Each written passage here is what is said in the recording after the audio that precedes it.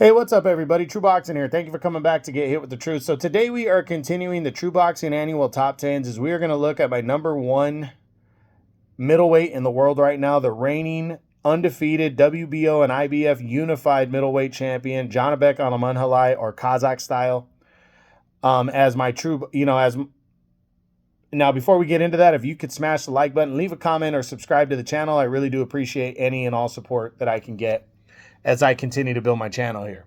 So Janibek stays number one heading into 2025, ending 24.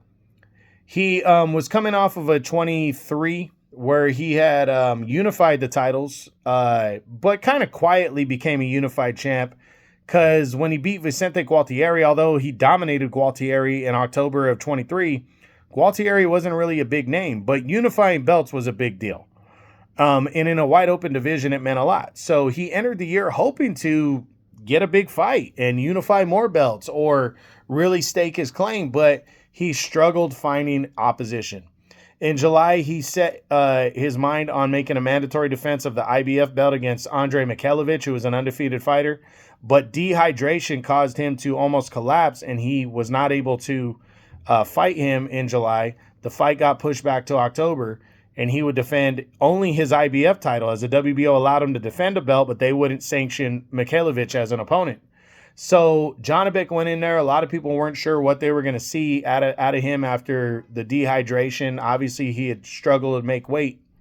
But Janibek went out there in style and dominated Mikhailovich, just completely picked him apart, beat him up, and scored an impressive 9th round TKO. But after the win, a lot of people were expecting the WBO to order him to fight Hamza Shiraz, and they would deliver. They would follow through on that. And most people thought that fight was going to happen. And he was hoping he was going to defend his belts against Shiraz on a big Riyadh season card. And then the disappointment came. Right at the end of the year, Shiraz decided he wasn't going to accept the WBO's mandatory challenge, and he was going to go after WBC champion, where he was number one contender as well, in Carlos Adames. And sadly, that fight was ordered. Sadly for Janibek. It's a good fight, but sadly for Janibek. And Janibek would miss out on the Shiraz fight. But Shiraz has stated, as Janibek enters the year, that after Adames, he wants Janibek to unify more belts. We'll see. But in the meantime, it looks like the WBO might be ordering Janibek to make their mandatory defense. And the number one ranked contender right now is Denzel Bentley from the United Kingdom, who Janibek defeated back in 22, in November of 22, by a kind of an ugly 12-round unanimous decision.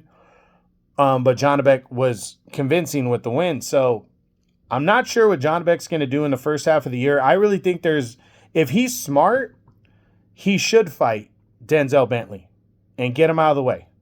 That way he doesn't have any mandatories due, at least for the moment. And because the IBF haven't even ordered a mandatory eliminator for their belt. And then he can focus on a big fight, and hopefully he can land the Hamza Shiraz fight. If not, he's got to fight another big name and keep rolling. But Janibek this year's goal should be to hold on to both of his titles, so unification seems more promising. And I'm telling you, if Hamza Shiraz wins, even if he doesn't fight Janibek next, eventually he's going to fight Janibek, because he's going to be the biggest name. He's going to want to unify all the belts and become undisputed. And Turki Al-Sheikh is the biggest supporter of him, and he's going to push that. Shiraz is about to fight in his 3rd consecutive Riyadh season card, so this fight is going to happen at some point. But Janibek's got to stay champion in order for it to happen. So he's 31 now. He's 16-0 with 11 knockouts, and I'm really, really looking forward to seeing if he can hold on to his number one spot by the end of the year in 2025. And if he gets a crack at Hamza Shiraz, the unified belts, I don't think he's going to fight Lara in a unification, but I really think the winner of Adames and Shiraz is next in line for him. It could be. I'm saying it's over 50% chance for sure that he unifies. I'm looking forward to it. So we'll see what happens. But that's it. That's what I got. That is my number one middleweight in the world right now at 160 pounds, the reigning undefeated WBO IBF Unified Middleweight Champ, Janibek Alimkhanuly, or Kazakh style, as my True Boxing Annual Top 10s continue. I hope you enjoyed the video. If you did, smash the like button, leave a comment, or subscribe to the channel. I appreciate any and all support. This is True Boxing, and you've been hit with the truth.